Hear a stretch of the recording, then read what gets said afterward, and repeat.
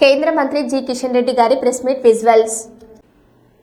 ములుగు జిల్లా మేడారంలో కేంద్ర మంత్రి కిషన్ రెడ్డి ప్రెస్ మీట్ నిర్వహించారు. మేడారం జాతర అభివృద్ధికి కేంద్ర ప్రభుత్వం నిరంతరం కృషి చేస్తుందని, ఈసారి జాతరకు ప్రత్యేక నిధులు కేటాయించినట్లు తెలిపారు. ఉభయ తెలుగు రాష్ట్రాలలో రామప్ప దేవాలయానికి తొలి యునెస్కో గుర్తింపు వచ్చేలా మోదీ ప్రభుత్వం కృషి చేసిందన్నారు. మేడారంలో రాష్ట్ర ప్రభుత్వం చేపట్టిన నూతన కట్టడాలు హర్షణీయమని ప్రశంసించారు. ఇక్కడ ట్రైబల్ యూనివర్సిటీ ఏర్పాటైతే గిరిజన యువత అభివృద్ధికి మరింత దోహదపడుతుందని కిషన్ రెడ్డి తెలిపారు. ఫెస్టివల్ వారు చెప్పినట్టు ఇదొక గిరిజన ప్రజల పండుగ. సుమారు నెల రోజుల పాటు అనేక రాష్ట్రాల నుంచి కూడా ఈ 3 రోజులు 4 రోజులకు ముందు నుంచే వస్తారు, తర్వాత కూడా వస్తుంటారు. మీరు స్వయంగా చూస్తూ ఉన్నారు. అద్భుతమైనటువంటి ఈ పండుగ. ఈ సందర్భంగా మరి ఈ పత్రికా విలేకరుల సమావేశంలో ఉన్నటువంటి గౌరవనీయులు పొంగులేటి శ్రీనివాసరెడ్డి గారు, గౌరవనీయురాలు మంత్రి సీతక్క గారు, అడ్లూరి లక్ష్మణ్ గారు, మిగతా అధికారులు, పత్రికా విలేకరులు అందరికీ నమస్కారం. ఈ ప్రాంత అభివృద్ధి కోసము మరి రాష్ట్ర కేంద్ర ప్రభుత్వాలు కూడా కలిసికట్టుగా ఈ ప్రాంతాన్ని అభివృద్ధి చేసుకోవాల్సినటువంటి అవసరం ఉంది. అదే ఉద్దేశంతో మరి ఇక్కడ టూరిజం డిపార్ట్మెంట్ కూడా ములుగు, లక్కవరము, మేడవరము, తాడ్వాయి, దావరవాయి, మల్లూరు, బొగతా వాటర్ ఫాల్స్ లాంటి ఈ ప్రాంతాల్లో అభివృద్ధి కోసం కూడా కేంద్ర ప్రభుత్వము మరి ఇంతకుముందే 80 కోట్ల రూపాయలు కేటాయించడం జరిగింది. అదేవిధంగా ఇక్కడ సమ్మక్క సారక్క కేంద్రీయ విశ్వవిద్యాలయం 890 కోట్ల రూపాయలతో అత్యంత ప్రతిష్టాత్మకంగా యూనివర్సిటీ రాబోతుంది.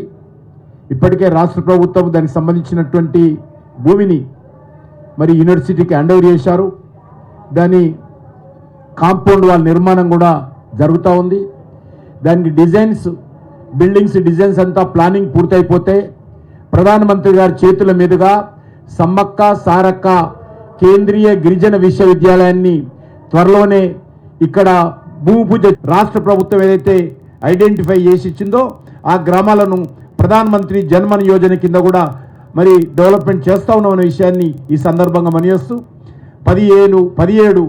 23 ఏకలవ్య పాఠశాలలు కూడా తెలంగాణలో సుమారు 500 కోట్లతోటి వాటిని కూడా అభివృద్ధి చేస్తూ ఉన్నాం. తప్పకుండా కేంద్ర ప్రభుత్వము గిరిజన సంక్షేమం కోసం అనేక రకాలుగా పనిచేస్తూ ఉంది. భగవాన్ బిర్సా ముండా ఏదైతే ఆదివాసీ నాయకుడు మరి స్వాతంత్రం కోసం పోరాటం చేశాడో ఆయన జన్మదినాన్ని భారత ప్రభుత్వము మరి జాతీయ దినోత్సవంగా ప్రకటించి ఈరోజు ఆ యొక్క బిర్సా ముండా దినోత్సవాన్ని దేశవ్యాప్తంగా నిర్వహిస్తూ ఉన్నాము. మరి ఈ రకంగా అనేక కార్యక్రమాలు నిర్వహిస్తూ ఉన్నాం.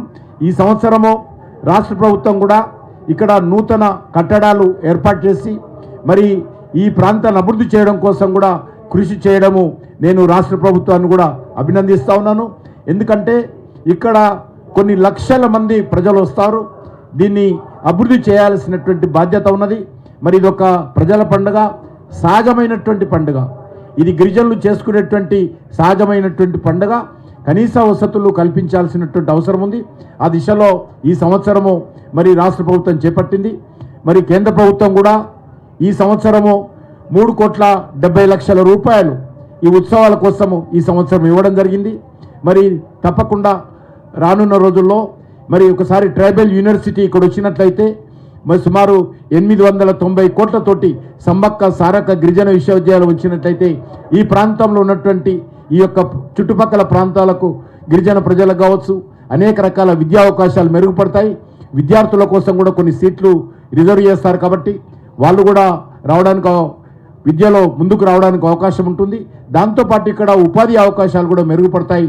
త్వరలోనే ప్రధానమంత్రి గారితో ఈ యొక్క సమ్మక్క సారక్క కేంద్రీయ గిరిజన విశ్వవిద్యాలయాన్ని ప్రారంభించుకుంటామనే విషయాన్ని కూడా ఈ సందర్భంగా మనయేస్తూ మరొకసారి పత్రికా విలేకరులకు, అధికారులు ఏదైతే అంకిత భావంతో ఈ యొక్క ప్రాంత అభివృద్ధి కోసము ఈ యొక్క జాతర జయప్రదం చేయడం కోసం మరి పనిచేస్తున్నటువంటి అధికారులకు, మంత్రులందరూ కూడా నా తరఫున హృదయపూర్వకమైనటువంటి కృతజ్ఞతలు తెలియజేస్తూ సెలవు తీసుకుంటున్నాను.